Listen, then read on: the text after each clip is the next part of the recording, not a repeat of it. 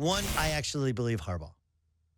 I believe Harbaugh for a multitude of reasons because even though he had an NFL gig that he lost, and you could say, well, he's motivated to get back. Again, it all depends on what motivates you. What is, in fact, your dream job? And what used to limit college coaches was not level of competition. That's not actually true. It's the level of compensation.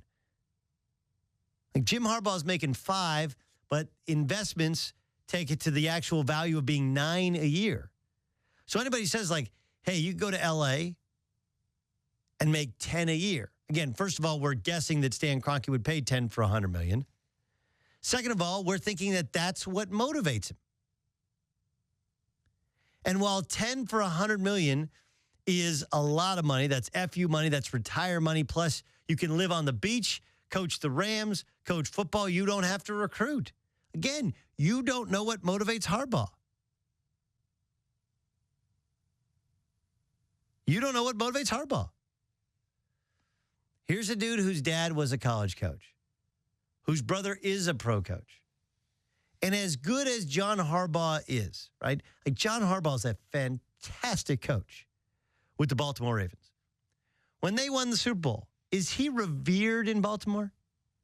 Is he held the type of, is he considered the type of godlike character that a Nick Saban is, that an Urban Meyer is, that John Harbaugh is when eventually he wins the Big Ten and gets to the college football playoff? Like, oh, Jim Harbaugh. Oh, it'll never happen. Really? Like they were terrible 2 years ago. They were a crazy muffed punt from beating Michigan State 2 years ago. And that was 2 years ago.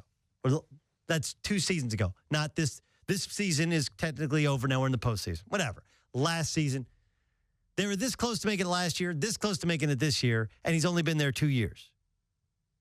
He dramatically turned them around. It's going to happen. And he got the alma mater job at the right time. Like, you don't want to get the alma mater job as your first job. Like, that's really hard because you want to grow and you want to see the rest of the world before you come back around to being at home and being comfortable where you are.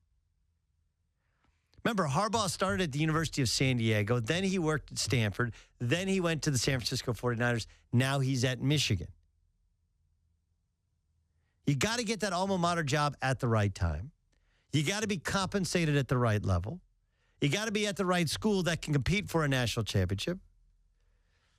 You do have to kind of stay for and accomplish something for a certain amount of time. I'm not saying that Harbaugh won't ever leave.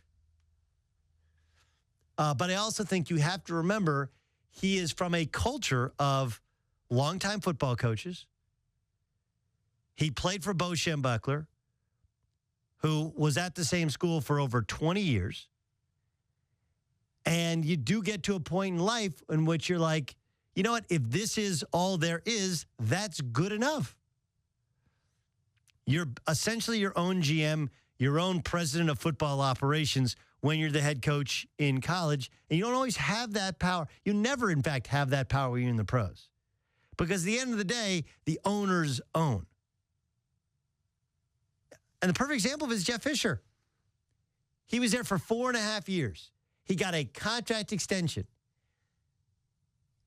He drafted they went all in and drafted a quarterback number 1 overall. Do you know why they drafted a quarterback number 1 overall? Because Stan Kroenke told them, hey, you know what? You're going to be here for a long time. We're going to see this process out. We're going to allow this kid to develop.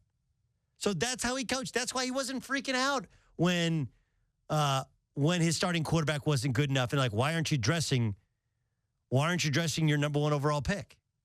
Because I'm not playing for this year. When the GM came out and said like, hey, we're not judging by wins and losses, they weren't lying. They didn't think they're a playoff team this year. They just had to be decent this year and get the kid ready.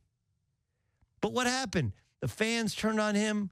The former players turned on him. The media turned on him. And then the owner turned on him. The players quit on him. And it's over. It's done. It's finished. I guarantee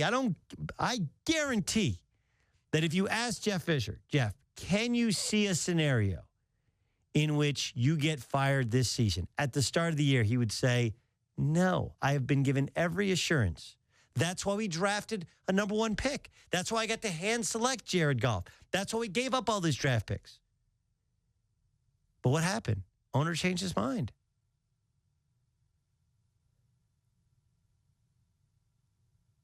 Owner changed his mind. Monday's news might not have been that surprising in the context of the past couple weeks because it had gotten so bad.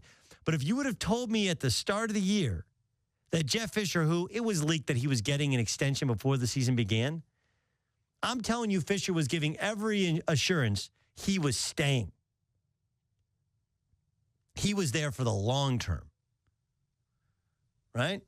Like, we moved. I didn't complain. We had different offices. I didn't complain. We got the players situated. We got the number 1 pick. He ain't ready. You want to do Hard Knocks? I hate Hard Knocks. But you know what? Fine, we'll do it because I'm going to be here for the next 3-4 years and we'll get this thing fixed. And Stan Kroenke was totally on board until he wasn't. And then he gets fired. And now he looks like a guy who can't get along with former players, who can't coach in L.A., who doesn't know what he's doing. He's a below 500 coach, like he's an all-time tied for the all-time losingest coach in the history of football. Like all that's the life comes at you fast. Life comes at you fast, Jeff Fisher. So Jim Harbaugh's not an idiot. Like he's like, dude, I was in a Super Bowl. I was in a Super Bowl. And then I was out of a job. Because the general manager, the front office turned on me. And the owner didn't have my back. And if you look at the Rams and you're Michigan, you're like, look, I control my own destiny here. I'm a legend here. I've turned it around. I can survive a bad year or 2 bad years. And by the way, I'm not going to have 2 bad years because now that I'm at Michigan, I'm recruiting my own players. I got better talent than the other team 85% of the time, maybe more. So tell me again why he's supposed to chase the dollar because it's cold in the winter. Hey, he lived in San Francisco. He lived in San Diego. He lived in Palo Alto. If weather was a determining factor, he wouldn't have taken the Michigan job to begin with. People will tell you there's only 32 jobs in the NFL. That's right. There are. There's only one Michigan.